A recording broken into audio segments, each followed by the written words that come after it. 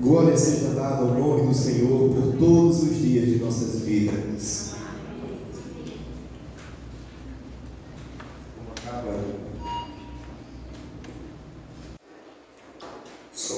Como acaba de ser cantado, né? Nós devemos render a glória ao nome do Senhor.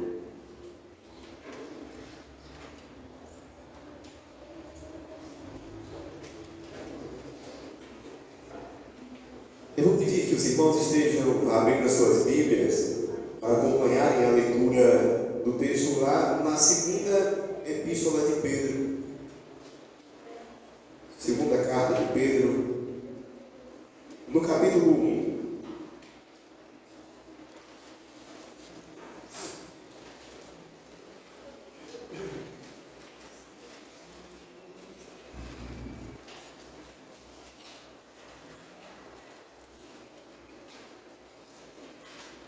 Segunda Pedro, capítulo 1, aí vocês procurem os versos de 16 a 21.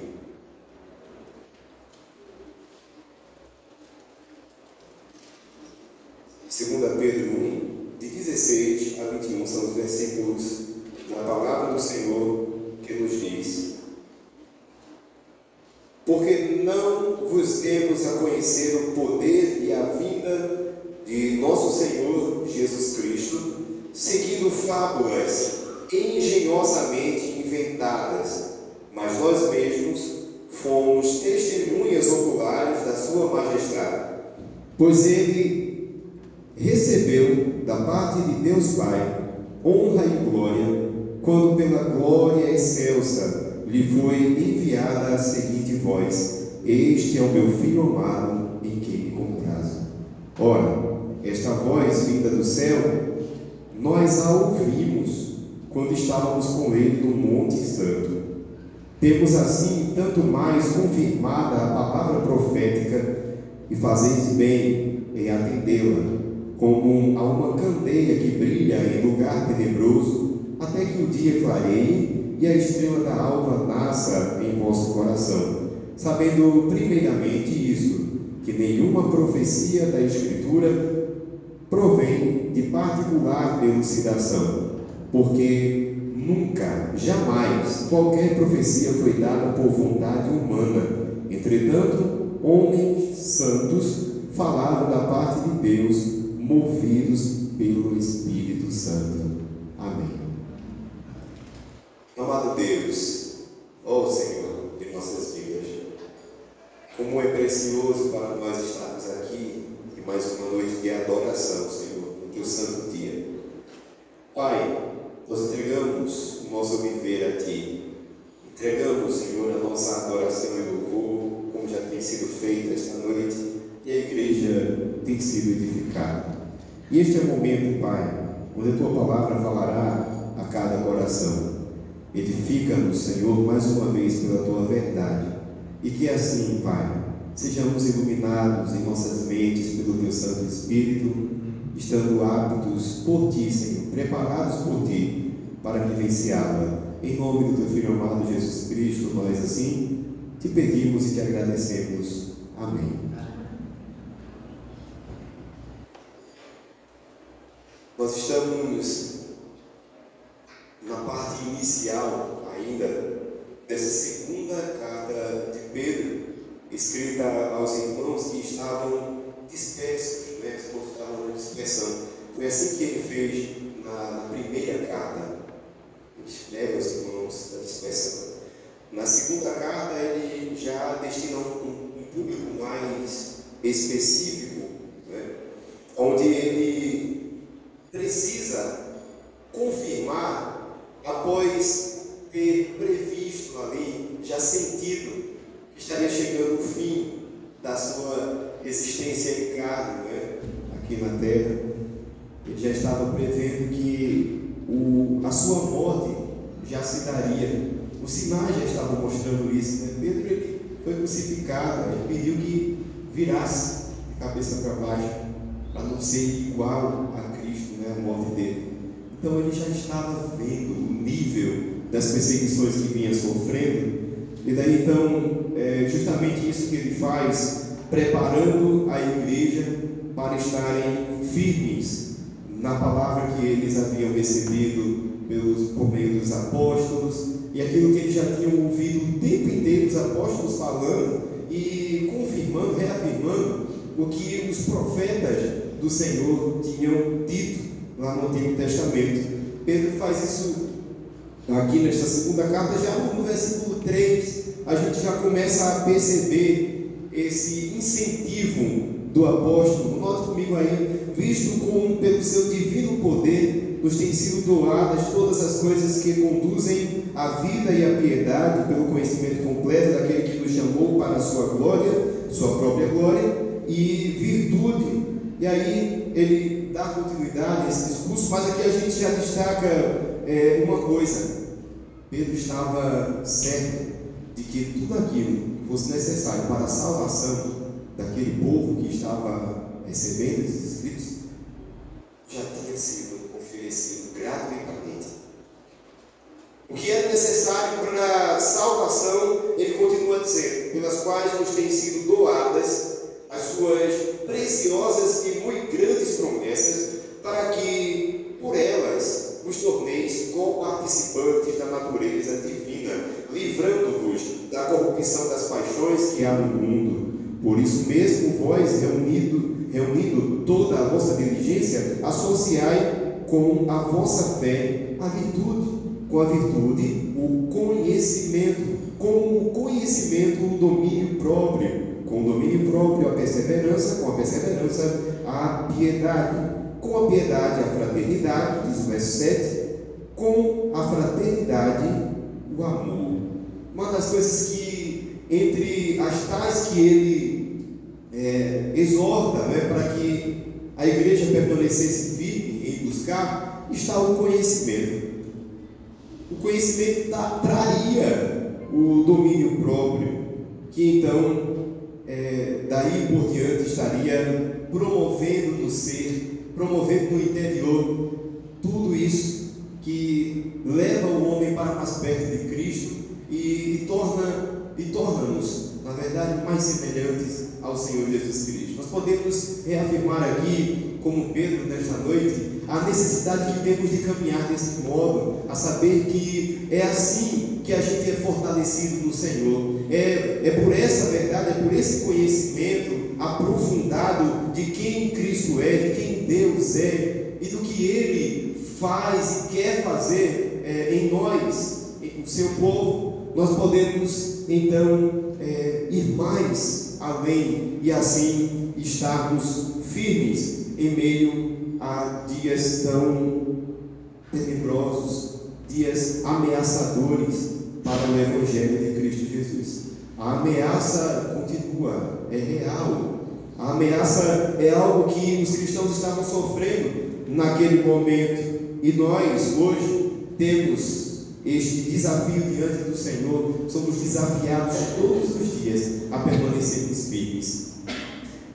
É incrível, interessante a nossa capacidade de fugir da verdade, a nossa capacidade de nos afastar daquilo que nos aproxima de Deus. Isso é uma capacidade humana que, infelizmente, o homem sabe fazer direitinho, cumprir direitinho. E nós precisamos recorrer sempre ao conhecimento da verdade, da palavra de Deus. A gente precisa se aprofundar mais em estudar as Escrituras, em conhecer mais do plano de redenção de Deus, porque se a gente não buscar deste modo e em oração constante e perseverança no Senhor, a gente cai e cai feio. Essa é a realidade triste da humanidade depois que o pecado veio e habitou em nós. Mas nós temos o Senhor, e como nesta noite já podemos meditar através do liturgo, deste momento da liturgia, a gente pode estar mais perto de Deus, como lá em Gálatas é falado, quando a gente confessa os nossos pecados, lança tudo ali aos pés do Senhor, realmente como um derramar como de fato a gente precisa reconhecer quem nós somos. E aí então nós passamos a viver pelo Espírito, viver pela verdade do Senhor, e não pelo nosso engano, pela mentira. E é por isso que nós daremos continuidade falando justamente sobre isso, né? Sobre este tema aí, que é a inspiração e a veracidade das Escrituras, as Sagradas Escrituras. O que Pedro estava fazendo aqui foi isso, justamente. Ele estava defendendo a verdade de Cristo Jesus. Paulo, ele vai falar, ao se referir sobre a verdade como sendo a verdade de Cristo, porque é nele que está todo o cumprimento. E tudo aquilo que os profetas falaram sempre vai apontar para quem? Uma pessoa de Cristo Jesus. Então Paulo, ao falar sobre o mistério do Evangelho, a falar sobre a verdade, sempre vai colocar de Cristo, do Senhor Jesus. Essa é a necessidade que nós temos, irmãos, é de andarmos cada dia mais perto do Senhor Jesus Cristo.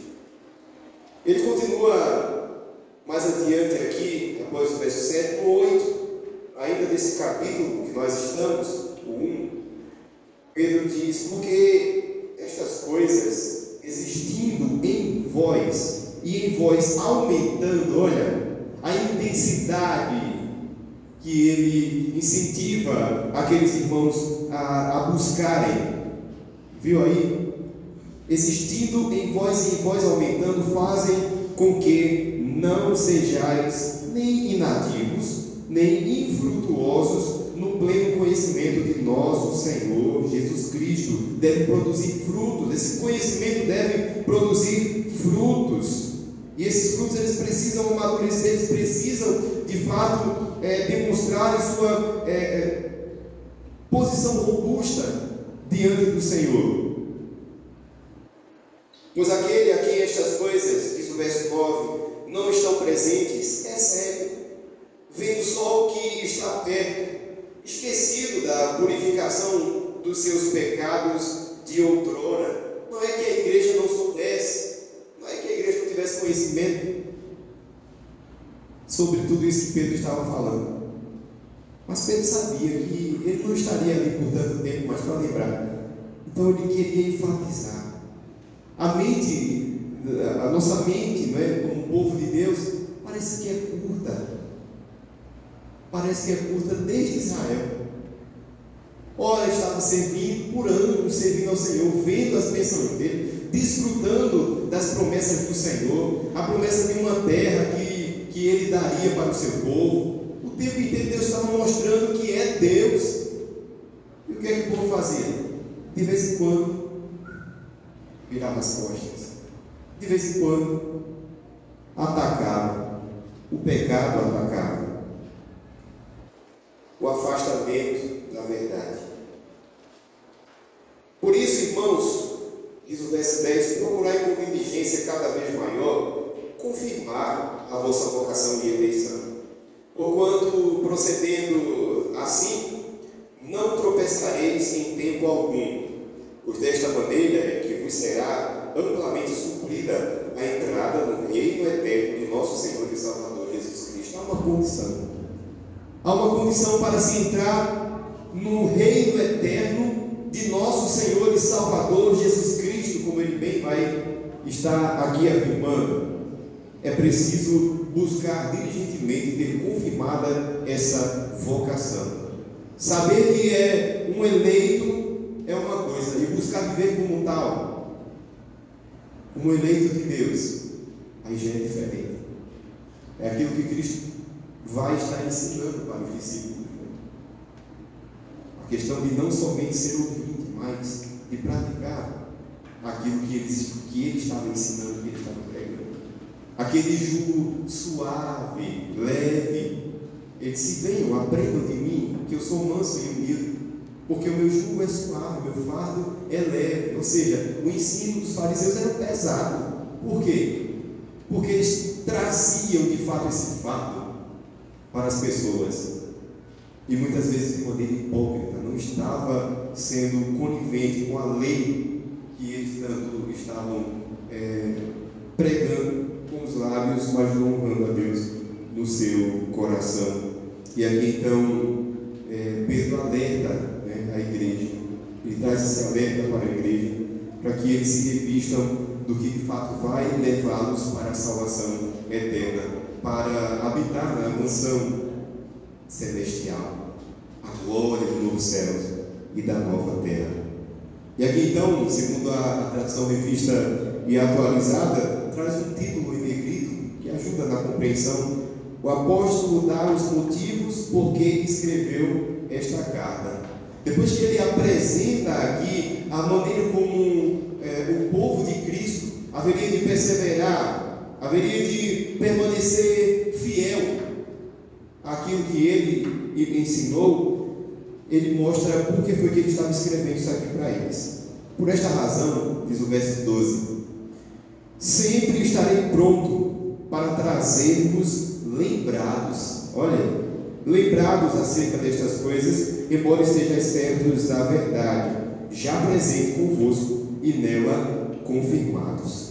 Também considero justo, enquanto estou neste tabernáculo, despertar-vos com essas lembranças. Quando ele fala aqui, enquanto eu estou neste tabernáculo, enquanto eu ainda estou por aqui, certo de que estou prestes a deixar o meu tabernáculo, como efetivamente nosso Senhor Jesus Cristo me revelou. O Senhor já tinha preparado Pedro para a hora do sofrimento, do martírio. O Senhor já tinha preparado todos os seus discípulos, aqueles que andaram com ele, não andaram em vão, mas receberam os ensinamentos que levariam para a vida inteira. E aqueles que caminhassem com eles, ouvindo essa mensagem, recebendo dessa verdade, dessa palavra, esses também seriam encorajados para, assim por diante, o povo do Senhor ser preservado, e então essa mensagem se espalhasse e alcançasse aqueles que estavam como ovelhas perdidas, desgarradas, mas que teriam que retornar, fazer parte do rebanho do Senhor, fazer parte do povo de Deus. E é por isso que o Evangelho ele é pregado primeiro aos gentios, aliás, aos judeus, para depois ser pregado aos gentios. Primeiro judeu. Por quê? O Senhor veio para resgatar, para salvar aqueles que eram dele. E o Senhor faz isso até hoje. Quem tem chamado de Deus, quem é um eleito, uma eleita de Deus, vai chegar um momento que vai ser alcançado. Não somos nós que determinamos isso. Não somos nós que dizemos se é hoje, se é amanhã, se é na semana que vem, que haverão de ser salvos, libertos, conhecerão, ouvirão a mensagem do Evangelho. Mas é certo que o Deus que nós cremos em Cristo Jesus já sabe o dia, a hora, o minuto, o momento exato disso acontecer. E Ele vai resgatar, Ele vai salvar. Esse alguém pode estar até mesmo em nossa família. Esse alguém pode estar, de repente, no nosso convívio, no nosso cotidiano. E a gente ainda não sabe. Mas se é um chamado vocacionado, o Senhor também haverá de alcançá-los. Então aqui o povo que antes estava vivendo um judaísmo diferente daquilo que o Senhor queria que fosse vivenciado, que Israel viveu, ele estava escrevendo aqui para que agora, já estando convertidos no Senhor Jesus, eles soubessem das diretrizes e não se esquecessem delas, porque facilmente a maneira como o segmento que ele estava aqui pregando contra, assim como os demais apóstolos, eles eram sutis demais, eles eram muito ardilosos.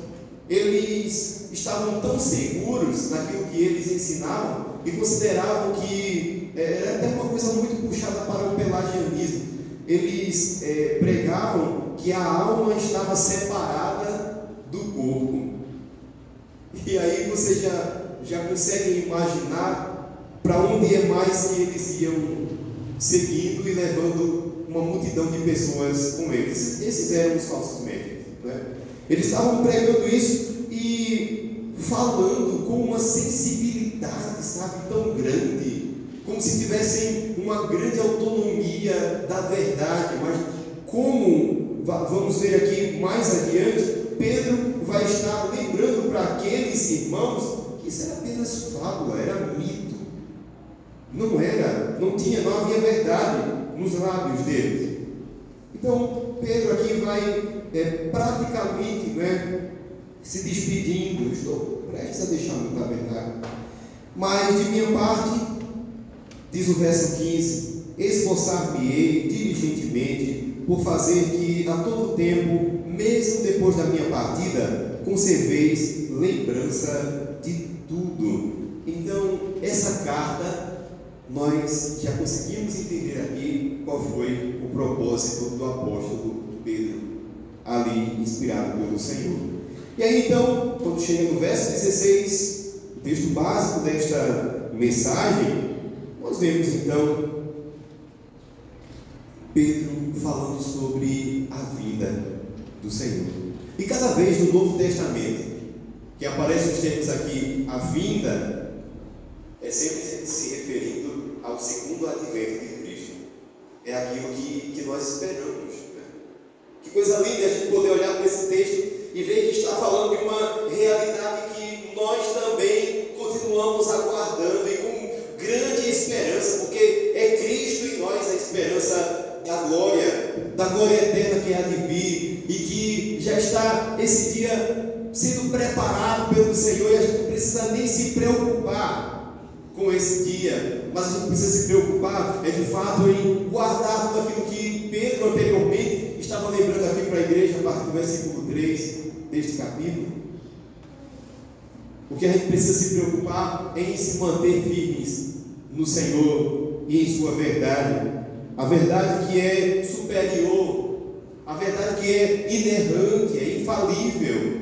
O que a gente fala, a gente pode falhar, o homem, a ciência, tudo, mas a palavra de Deus no Senhor Jesus Cristo não falha.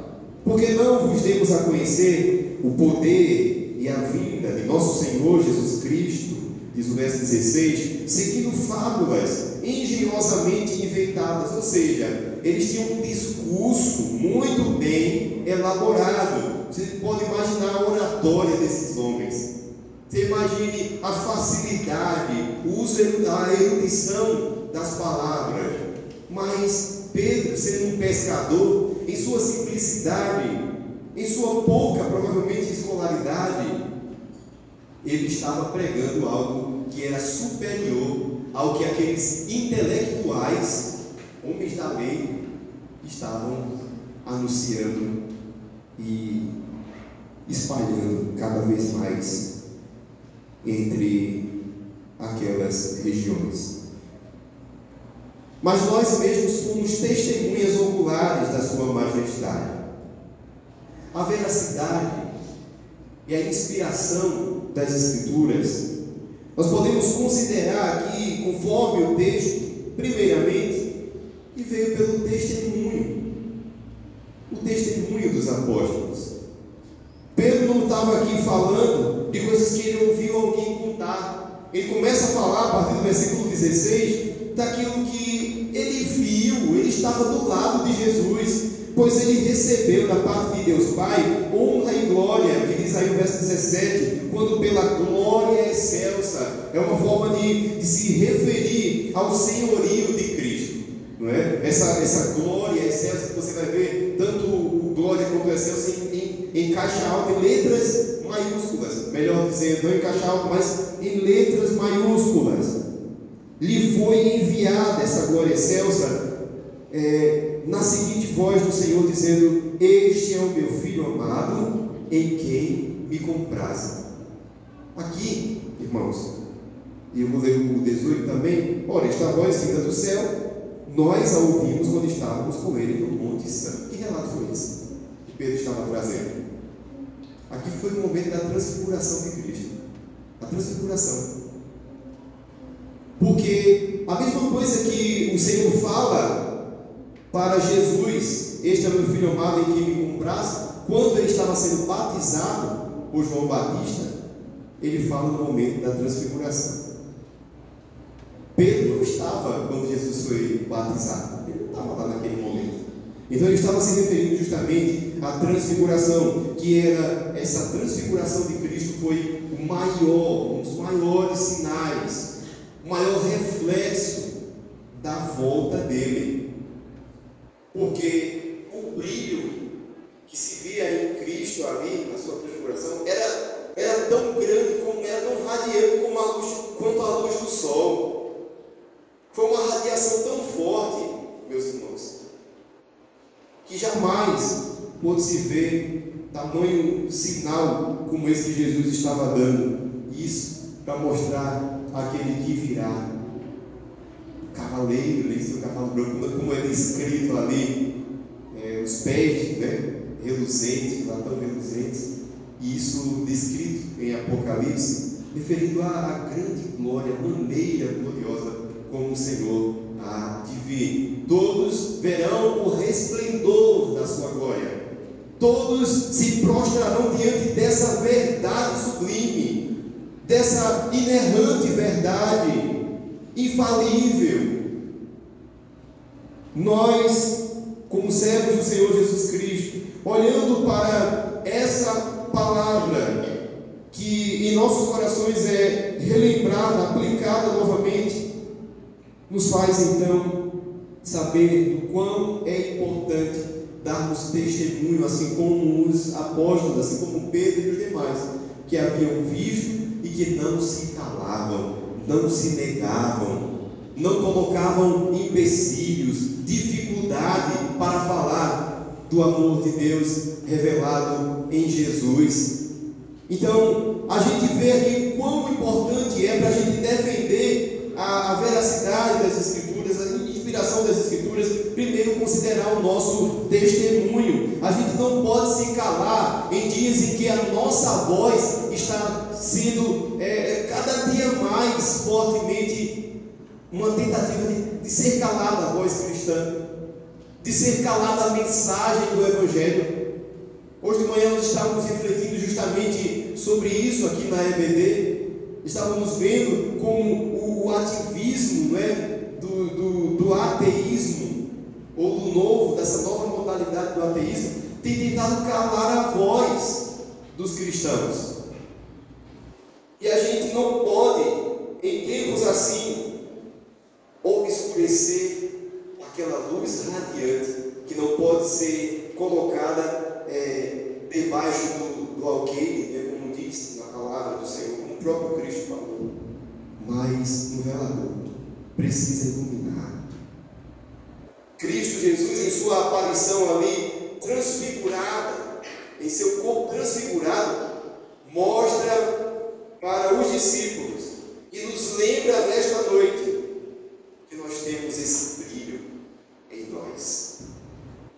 Nós somos as pessoas que o Senhor escolheu entre um bocado de pecadores como nós somos, mas recebemos esse santo privilégio de sermos chamados filhos de Deus, pois nós recebemos a Cristo, pois nós confessamos, e a todos quantos receberam, deu-lhes o poder, ou seja, o Espírito Santo, viver pelo Espírito, viver pela verdade. Foi dado o poder de serem feitos filhos de Deus. Nós temos esse santo privilégio. Nós não podemos abrir mão disso, abrir mão dessa verdade jamais. Embora a gente seja espremido, a gente seja sacudido pelas coisas deste século, pela realidade deste mundo, pela corrupção do nosso próprio pecado, o nosso egocentrismo, por muitas vezes querendo ser alimentados, e a gente sofrendo a tentação de dar mais lugar à carne do que ao Espírito. Não é assim? Essa é a nossa realidade. Se fosse para viver do jeito que a gente quisesse, a gente estaria só vivendo na carne. Mas o Senhor nos chama para vivermos a verdade e não o nosso próprio engano. E a verdade do Senhor não pode ser modificada. Ninguém pode dizer que ela não é a verdade, por mais que queiram dizer. todos verão que a verdade do Senhor permanecerá para sempre. Passarão os céus e a terra, mas as minhas palavras não hão de passar. Todos verão. E aí, quando chega no verso 19, diz: temos assim tanto mais confirmada a palavra profética, e fazeis bem em atendê-la, como a uma candeia que brilha em lugar tenebroso. Olha aí, a radiação, esse brilho, até que o dia clareie e a estrela da alva nasça em vosso coração, sabendo primeiramente isto, que nenhuma profecia da Escritura provém de particular elucidação. E aqui agora, quando vai chegando nesta parte, esse verso 19 vai enfatizar essa questão do brilho que há no cristão. E aí, quando chega aqui nos versos 20 e 21, então ele vai reconhecer, por meio da profecia, não somente por meio do testemunho apostólico, mas por meio daquilo que já tinha sido pré-anunciado pelos profetas. Isso mostra que as Escrituras são eternamente a verdade e a revelação de Deus para todo aquele que necessita ouvir e ser produzida a fé salvífica. Não uma fé como aquelas que se incentivam hoje em dia. Não, a gente precisa ter fé. Tenha fé que vai acontecer, tenha fé que vai chegar, tenha fé que você vai vencer, tenha fé para isso, tenha fé para aquilo. Baseados nisso, tem muita gente colocando a fé em qualquer escrito, em qualquer livro de cabeceira. Baseados nisso, tem muita gente vivendo uma fezinha em jogos de azar, em colocando fé em tantas coisas, em tantos líderes. Tem gente colocando a fé, cristão, colocando a fé no Deus do líder, que parece que não é o mesmo Deus que a gente serve. Olha, o seu Deus, como a gente escuta isso, o seu Deus haverá de me curar, você curar pelo seu Deus. Não é o seu também, não é o mesmo Deus, não é só um. Heresias e mais heresias se espalhando, e parece que a igreja continua brincando com tudo isso que está acontecendo. Irmãos, isso é muito sério.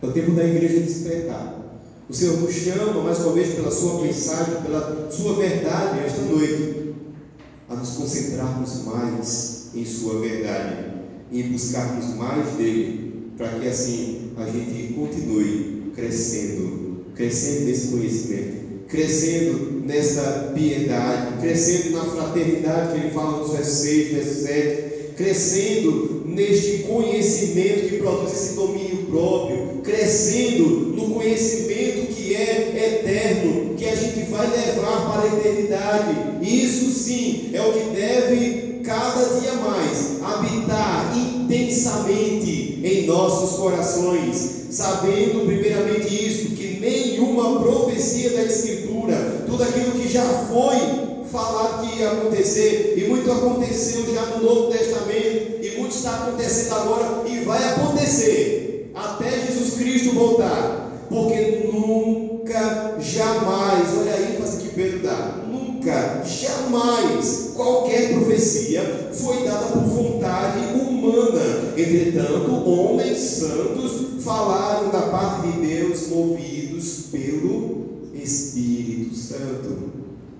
Pedro enfatiza que a verdade que os falsos mestres pregavam não tinha espiritualidade alguma, mas aquilo que os profetas já haviam falado, e que os apóstolos estavam sendo usados pelo Senhor, mais uma vez só para reafirmar e ali deixar também por escrito tudo aquilo que eles pregavam, as igrejas por onde eles passavam, tudo isso é por inspiração do Espírito Santo de Deus. É nisso que consiste a autoridade das Escrituras, é nisso que consiste essa questão que nós estamos vendo, é nisso que consiste a veracidade, porque a Bíblia é inspirada por Deus. Paulo já tinha falado isso também para Timóteo, né? Toda a escritura é inspirada por Deus, é útil para o ensino, para a correção. Então, meus irmãos, nós, diante dessa verdade, só há um caminho, um modo de viver: nos curvar perante ela e reconhecer todos os dias quem nós somos e do quanto necessitamos de aprimorar o nosso conhecimento dela, de aprimorar o nosso conhecimento do Senhor Jesus Cristo e da vontade dele sobre nós. Desvende cada vez mais, conforme a palavra de Deus te ensina a cada dia, quão profundo nós ainda podemos chegar e viver ainda nesta vida na presença do Senhor, para que isso produza pela palavra de Deus, pela iluminação que o Senhor nos dá, a esperança mais firme e fortalecida de que em breve Jesus voltará e vai nos tirar de toda essa agonia, de toda essa aflição e perseguição que a gente já tem sofrido nesses dias. O que alegra o nosso viver é saber que tudo vai passar, mas que a palavra de Deus, inspirada, verdadeira, vai permanecer por toda a eternidade. Ninguém pode deter aquele que vive, aquele que pratica a palavra de Deus o tempo todo. As pessoas vão olhar para você e vão ver que ali tem um servo, tem uma serva do Senhor Jesus Cristo, pequeno, falho, pecador, mas que é temente a Deus, que não é visto como alguém que brinca com a palavra de Deus.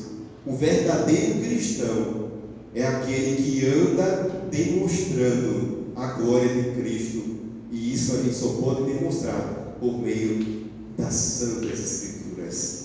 Viva por ela, viva e pregue, defenda a palavra de Deus por onde você for. Use das palavras mais simples, mais humildes. Você não precisa de erudição, você não precisa de intelectualidade para defender essa verdade.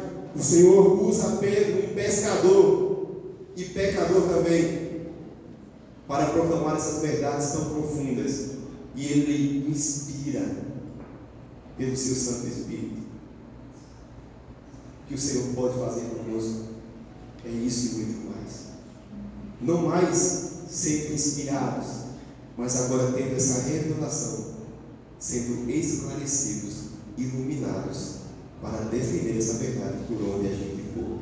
É tempo de lutar pela palavra, é tempo de viver por ela, é tempo, porque muito em breve não haverá mais tempo, não será mais, será juízo do Senhor, e Ele dirá, de fato: sejam bem-vindos para aqueles que são dele, sejam bem-vindos para aqueles que não fugiram da verdade, e também haverá de dizer: afasta-te de mim, aparta-te de mim, pois que praticais a iniquidade, que estáis escravizados ao pecado. Eu não conheço vocês. Vocês que não lutaram pela minha verdade, lutaram na terra, eu não conheço vocês. Vocês que não fizeram questão de dizer que são crentes, que são cristãos e que vivem pela palavra, por onde vocês forem, eu não conheço vocês. Que nós sejamos conhecidos pelo Senhor aqui, para que isso produza em nós a perseverança até que a gente chegue na glória celestial. Que o Senhor nos abençoe, que o Senhor nos capacite pelo seu Santo Espírito a viver pelas promessas dele, a crer nas profecias que já foram trazidas na palavra, que muitas delas já se cumpriram até e haverão de se cumprir. Que nós, Igreja do Senhor, sejamos fortalecidos pelo conhecimento da palavra que nos liberta e que transforma o nosso interior dia após dia. Amém. Fique de pé no seu lugar.